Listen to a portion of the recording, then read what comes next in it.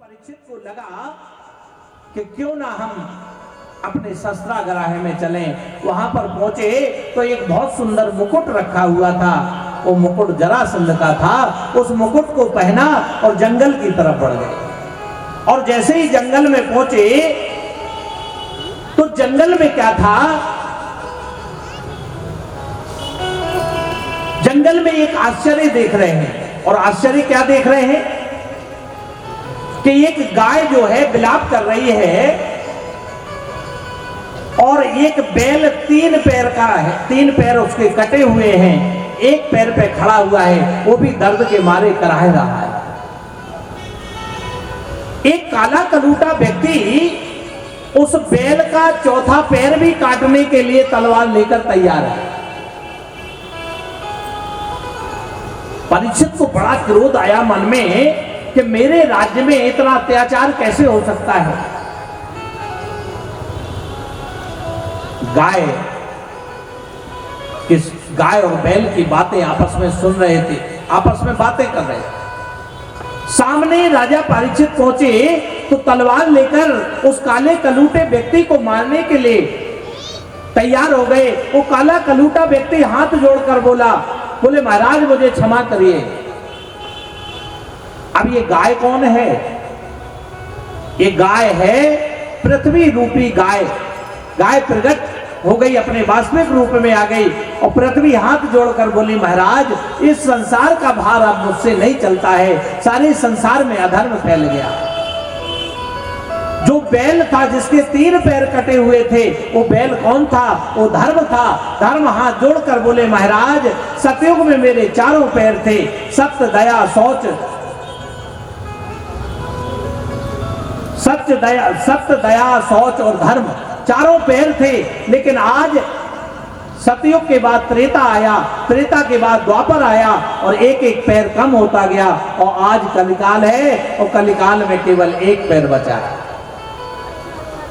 लेकिन इस कलिकाल के कारण वो पैर भी 1 पैर जो है वो भी काटने को खड़ा है, इसलिए महाराज मुझे बचा लीजिए। तब राजा परीक्षित ने हाथ में तलवार लेकर के और उस कलिकाल को मारने के लिए तैयार हुए। हाथ जोड़कर बोला महाराज इस ब्रह्मा की बनाई हुई सृष्टि में सबका अधिकार है। 17,28,000 वर्ष सतयुग था, वो निकल गया। 12,96,000 वर्ष का त्रेता था, वो भी निकल गया। 8,64,000 वर्ष का जो द्वापर था वो भी निकल गया। अब मेरी आयु है 4,32,000 वर्ष है। अब मेरा समय आ गया है। इस ब्रह्मा की सृष्टि में जो आया है उसको सबको अधिकार है। अब तो राजा परीक्षित बड़े असमंजस में फंस गए कि अगर कलिकाल आ जाएगा तो लोग धर्म से अलग हो जाएंगे, माता बहनों का सम्मान चला जाएगा, माता पिता का सम्मान घट जाएगा, इसलिए कलिकाल को मैं प्रवेश नहीं होने दूंगा। तुलसीदास जी ने तो बहुत सुंदर कलिकाल वर्णन किया है। कलयुग में क्या है? कलयुग में वेद की बातें कोई मान नहीं रहा है, ना वेद पे चल रहा है। कलिकाल में व्यक्ति अपने हिसाब से धर्म को बनाए हुए है कि सो कलिकाल कठिन और गारी, सो कलिकाल कठिन और गारी, पाप परायण सब नर नारी, पाप परायण सब नर नारी। श्री राम जय राम जय जय राम, श्री राम जय राम जय जय राम, श्री राम जय राम जय जय राम, श्री राम जय राम जय सो कलिकाल कठिन और गारी और पाप परायण सब नर नारी। अब आप कहोगे तुलसीदास जी ने लिखा कि कलिकाल आता है तो सब पाप के परायण हो जाते, पाप के बस में हो जाते। अब ध्यान से सुनना, कलिकाल में क्या होता है कि कलिमले गिर से धर्म सब लुप्त भये सदग्रंथ, और दम्भ निजे मति कल्प कर प्रगट किए बहुपन। आज संसार में अनेक धर्म प्रकट हो गए, ऐसे ऐसे धर्म प्रकट हो गए जो कह रहे माता पिता को प्रणाम नहीं करो, भाइयों बहनों माताओं। और कलिकाल यहां तक बढ़ गया है कि बरने धर्मो नहीं आश्रम चारी, बरने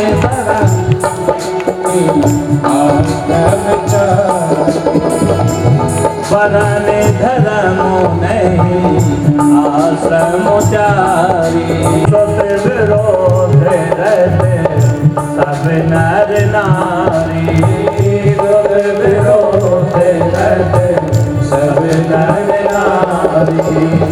श्री राम जय राम जय जय राम, श्री राम जय राम जय जय राम, श्री राम जय राम जय जय राम, श्री राम जय राम जय जय राम, श्री राम जय राम जय जय राम, श्री राम जय राम जय जय राम।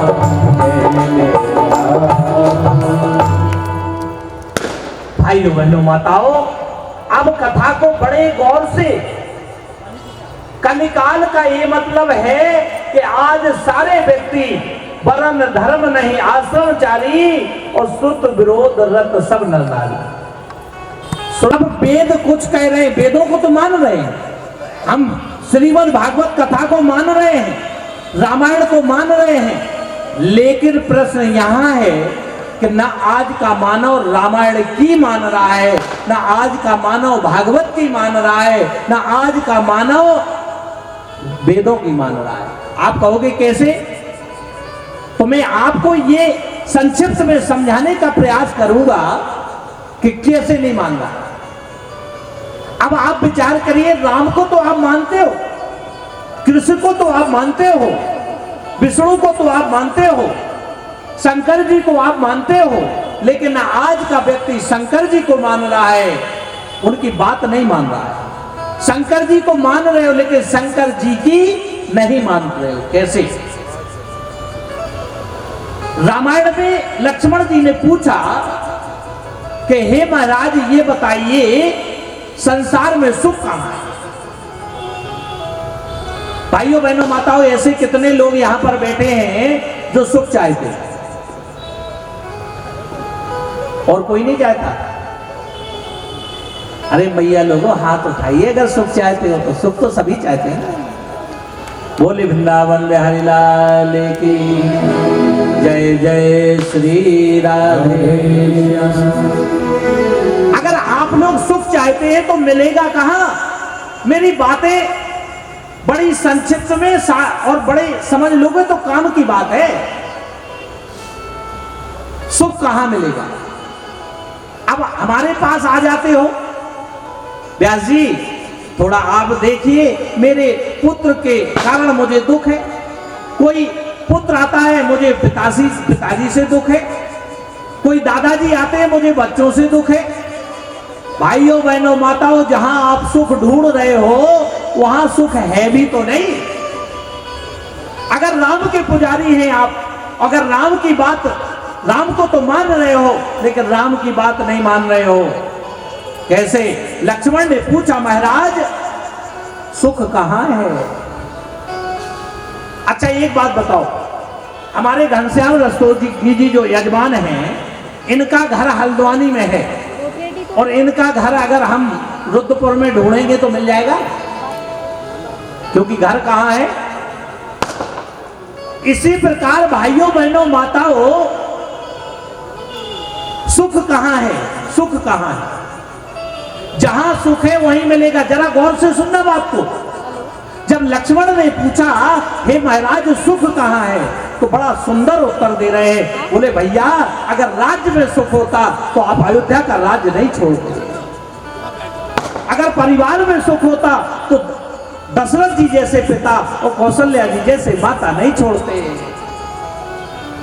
आखिर सुख कहाँ? तो क्या कह रहे हैं कि भगति तात, क्या सुंदर उत्तर दिया है राम ने। भाइयों बहनों माताओं, कहाँ सुख है कि भगति तात हमें पमे सुख मोला, भगति तात पमे सुख मोला, भगति तात हमें पमे सुख मोला, भगति तात पमे सुख मोला, मिला है सो संत मोए अनमोला, मिला है सो संत मोए अनमोला, मिला है सो संत मोए अनमोला। अब विचार ये करना है, आप लोग बुद्ध जी भी बैठे हो, भजनदार लोग बैठे हो, भजन समझते हो। अच्छा एक बात बताओ, तराजू के जिस पड़ले में वजन ज्यादा होती है वो कहाँ रहता है? कहाँ रहता है? 51% नीचे। माता बहने करें नीचे।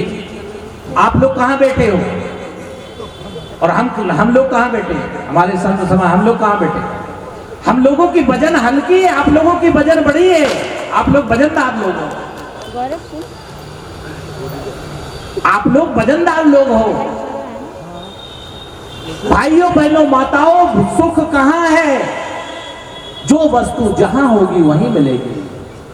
अगर हमारे यजमान का घर हल्द्वानी में है, महात्मा जी का आश्रम हल्द्वानी में है, महात्मा जी श्री सत्यबोधानंद जी हल्द्वानी में रहते हैं, तो उन्हें हम दिल्ली में ढूंढेंगे तो नहीं मिलेंगे। इसलिए भाइयों बहनों माताओं, राम ने सुख का स्थान बताया। तो सुख कहाँ है?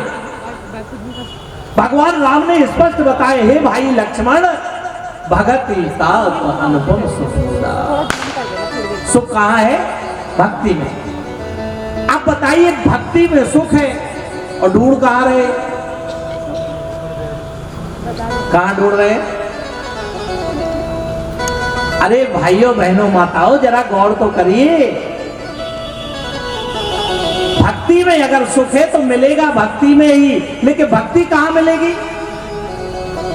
तो आज मन मर्जी की भक्ति चलने लगी। किसी ने कहा जल फलानी जगह जल चढ़ा दीजिए, वहां आपको भगवान मिल जाएगा। किसी ने कहा 2.5 फुट की माला ले लीजिए, घुमाते रहिए, भगवान मिल जाएगा। अरे भाइयों बहनों माताओं, हमारे वेदों ने क्या कहा कि भगति मोरे पुराण सोत गाई। मेरी भक्ति जो है वो पुराणों में गाई गई है, वेदों में गाई गई है। वो भक्ति मिलेगी कहां? तो क्या इस रामायण को पढ़ने के बाद राम को तो मान रहे हो, राम की कम मानोगे? पहली बात, एक बात बताइए, भागवत तो सत्य है ना? अच्छा ऐसा कितने लोग मानते हैं भागवत सत्य है? सभी मानते हैं और है भी। भागवत सत्य है, रामायण सत्य है, पुराण सत्य है, वेद सत्य है, तो सत्य की माननी तो कभी नहीं चाहिए ना? माननी चाहिए, तो कब माननी चाहिए? जिंदा रहते रहते कि मरने के बाद? सच सच बोलिए, जिंदा रहते रहते मानना चाहिए कि मरने के बाद? भाइयों बहनों माताओं, किसी की 70 निकल गई, किसी की 60 निकल गई, किसी की 40 निकल गई, किसी की 20 निकल गई, और कोई इस संसार से चला गया, लेकिन इस बात को कभी नहीं माना। भगवान राम कह रहे हैं कि मुझे प्राप्त करने का साधन, जो सुख का साधन है, वो भक्ति है, और भक्ति मिलेगी संतों के पास। कितने लोग संतों से पूछा कि वो भक्ति क्या है? कितने लोगों ने पूछा? आप बताइए, है कलिकाल का प्रभाव कि नहीं?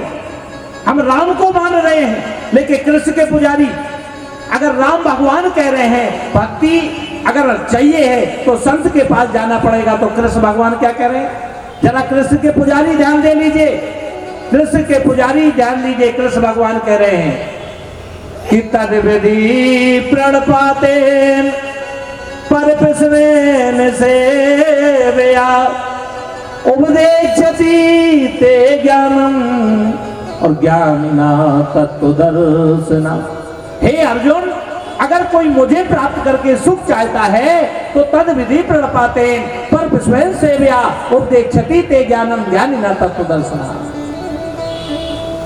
राम के पुजारी राम की बात नहीं मान रहे हैं, कृष्ण के पुजारी कृष्ण की बात नहीं मान रहे हैं। और भगवान भोलेनाथ क्या ये क्षेत्र है? भगवान भोलेनाथ क्या कह रहे हैं? अच्छा, दुनिया के लोग लाभ के लिए घूम रहे हैं। ऐसा कौन सा व्यक्ति, यहां भी बैठे हो तो पुण्य लाभ के लिए बैठे हो? लाभ तो सब चाहते हैं कि नहीं चाहते? तो अच्छा, लाभ अगर सब चाहते हैं तो छोटा लाभ चाहिए कि बड़ा वाला लाभ? बड़ा वाला। तो बड़ा वाला लाभ कहां बताया भगवान भोलेनाथ? फैक्ट्री नहीं बताया, परिवार नहीं बताया, बड़ी बड़ी गाड़ी में लाभ नहीं बताया। कहां बताया? कि गिरजा संत समागम समन लाभ कछुआन। हे गिरजे, दुनिया का सबसे बड़ा अगर कोई लाभ है तो संत समागम। कि गिरजा संत समागम समन लाभ कछुआन और बिन हरि कृपा न हो सो गावहि वेद पुराण। हे गिरजे, संसार का सबसे बड़ा जो लाभ है वो संतों की चर्चा है, संतों का सानिध्य है। अब आप लोग सच सच बताइए, हमें भगवान भोलेनाथ की बात मानी क्या? जिन जिन ने नहीं मानी है मान लेना, अपने अपने नाम लिखवा देना। और जो लाभ है, जो जीवन का सबसे बड़ा लाभ है, संतों की जो बताई हुई भक्ति है, तो मैं छठवें दिन ना 5 तारीख को 4 बजे यहां पर आ जाना स्नान करके। और जो राजा परीक्षित को भक्ति मिली थी, सुखदेव ने दी थी, वही भक्ति आप लोगों को मिलेगी और आपको फिर पुनः दोबारा इस संसार में आवागमन नहीं होगा और वास्तविक भक्ति को जान जाओगे। ये व्यासपीठ केवल उस भक्ति की चर्चा नहीं करती है, उस भक्ति को दिलवाने का प्रयास करती है। इसलिए आप लोग अपने अपने नाम लिखवा देना भाइयों बहनों माताओं। ये समय पुनः नहीं मिलेगा कि आछे दिन पाछे गए कि किया न हरि से और अब पछताए हो तो क्या जब चिड़िया चुग गई खेत। ये समय निकल जाएगा भाइयों बहनों माताओं, दोबारा नहीं मिलेगा। इसलिए संसार में कलिकाल छा गया। हम भगवान राम को मान रहे हैं, भगवान कृष्ण को मान रहे हैं, भगवान भोलेनाथ को मान रहे हैं। ना हम भगवान की कृष्ण की मान रहे हैं, ना हम भगवान भोलेनाथ की मान रहे हैं। भगवान भोलेनाथ कह रहे संतों के पास हो, आरती में गाते हो। अच्छा, मंदिर में जाते हो तो काहे के लिए? झूठ बोलने के लिए। आपको पता नहीं है आप क्या कर रहे हो। सुबह से स्नान करोगे, कहां जा रहे हो? मंदिर। काहे के लिए? सत्य बोलने के लिए कि झूठ बोलने के लिए? मंदिर में जाके ज्योति को साक्षी मानकर आप क्या कह रहे हो, क्या गा रहे हो? जो ध्यावे फल पावे दुख बिन से मन का। क्या गा रहे हो? हे प्रभु, जो ध्यावे फल पावे, जो ध्यान करेगा वो फल पाएगा। आप बताइए, आरती में आया है जो ध्यान करेगा वो फल पाएगा। अब बताओ, आप आरती गा रहे हो कि ध्यान कर रहे हो? क्या कर रहे हो? आरती को ध्यान कर रहे हो कि गा रहे हो? हमारे पिताजी भी गाते आए हैं ये आरती, हम भी गा रहे हैं, हमारे बच्चे भी गाएंगे। लेकिन वो कह रहे जो ध्यावे फल पावे, जो ध्यान करेगा वो फल पाएगा। अब ध्यान की विधि क्या है? परमात्मा को प्राप्त करने की विधि क्या है?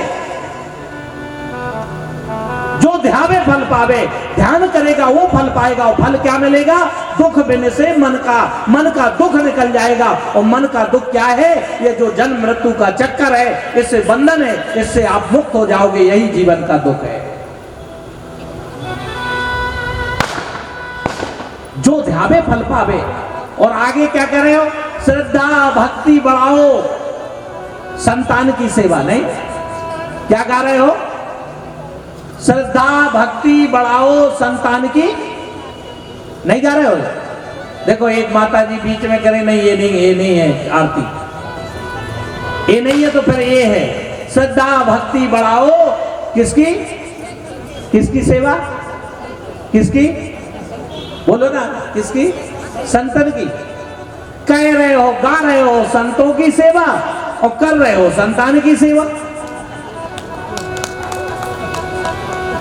अब विचार करिए, गा तो रहे हो संतों की सेवा और ये बात कहां कह रहे हो? अपने घर में नहीं कह रहे हो, ये बात कहीं चौराहे पे नहीं कह रहे हो, ये बात कहीं खेत खलिहान में नहीं कह रहे हो, ये भगवान के मंदिर में कह रहे हो, स्नान करके कह रहे हो और ज्योति को साक्षी मान करके। अच्छा ये बताओ, जब दिन रात यही कह रहे हो कि संतों की सेवा करेंगे और कर कभी नहीं रहे हो, तो झूठ बोल रहे हो कि नहीं बोल रहे हो?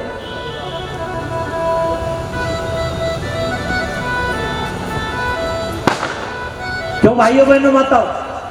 कह रहे हो सेवा करेंगे और कर कभी नहीं रहे, तो भगवान को आप बेवकूफ बना रहे हो कि नहीं बना रहे हो?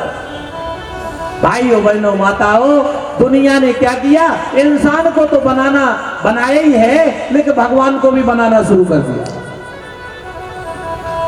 भाइयों बहनों माताओं, हम वेदों को तो मान रहे हैं, कलिकाल में क्या है कि वर्ण धर्म नहीं आश्रमचारी, शुद्ध विरोध रत सब नर नारी। वेदों के विरुद्ध है। ये तो हो गया संतों से मिलेगी। अब भगवान कहां है? अभी आज सुबह एक प्रश्न आया था किसी का, अब ये बताइए भगवान कहां है? कोई हाथ खड़ा करके बताएगा भगवान कहां है? कहां है? यहाँ पर भी है भगवान, तो सभी जगह यहाँ पर भी है। सभी जगह है, बहुत बढ़िया, सभी जगह है। बोले सियापत राम भगवान की। अच्छा, हमारे भगवान सब जगह है, लेकिन मिलेगा कहां? है तो सब जगह, लेकिन मिला कहां है? भगवान का रूप क्या है? अब बताइए, हमें स्थान पता नहीं है, हमें रूप पता नहीं है, और उसके बाद अंधी पूजा शुरू है। भाइयों बहनों माताओं, भगवान का स्थान कहां है? नहीं पता? चलिए रामायण में आइए। मैं कोई भी वेदों के अलावा बातें नहीं करूंगा। हम लोग कैसे वेदों से अलग हैं? वेदों को तो मान रहे हैं, लेकिन वेदों को मानते मानते भी हम अलग हैं। राम को मान रहे हैं, लेकिन राम को मानते मानते, क्योंकि हम जान नहीं रहे हैं, ना वेदों को जान रहे हैं, ना राम को जान रहे हैं। है कहां भगवान? भगवान भोलेनाथ कह रहे हैं कि आज से प्रभु हृदय अछत अभिकारी, और सकल जीव जगे दीने दुखारी। कहां है परमात्मा? आज से प्रभु हृदय कहां है? मैं नहीं कह रहा हूं, अगर लड़ना है तो जाके तुलसीदास जी से लड़ो, भगवान भोलेनाथ से लड़ो। तुलसीदास जी ने रामचरितमानस में लिखा है कि आज से प्रभु हृदय अछत अभिकारी। वो परमात्मा हृदय में है। परमात्मा कहां है? और हमारे वेदों में आया है, सर्वभूतांतरात्मा हृदय देशे तिष्ठति, केनो तेरी उपनिषद में आया है, तो वो परमात्मा हृदय में है। तुलसीदास जी कहां का एड्रेस दे रहे हैं भगवान का? हमारे महात्मा जी ने एड्रेस दिया कि रामलीला मैदान में श्रीमद् भागवत की कथा हो रही है, 1 बजे से 5 बजे तक आओगे तो कथा का आनंद मिलोगे। तो आप कहां आए? कथा सुनने कहां आए? रामलीला मैदान में। और भगवान ने एड्रेस कहां दिया अपना? आपने महात्मा जी की बात मान ली तो आपको कथा मिल रही है, और अगर भगवान की बात मान लेते तो भगवान नहीं मिलते। तो भगवान ने कहां बताया अपना एड्रेस? तुलसीदास जी लिख रहे हैं कि घट में है सूझे नहीं, कि लानते सीजन तुलसिया संसार को भयो मोतिया बिन। तुलसीदास जी कह रहे घट में है, तुलसीदास जी कह रहे घट में है। कहां कह रहे? अब घट कहां है? माताओं बहनों ध्यान से सुनना कथा, बिल्कुल एक एक शब्द अगर सुन लिया आपने तो ये गारंटी देता हूं इस व्यासपीठ से, 7वें दिन आपके अंदर ही वो कृष्ण चक्र लेकर नाचेगा, आपके हृदय में चक्र लेकर नाचेगा। कथा को ध्यान से सुन लीजिए। जय जय श्री राधे।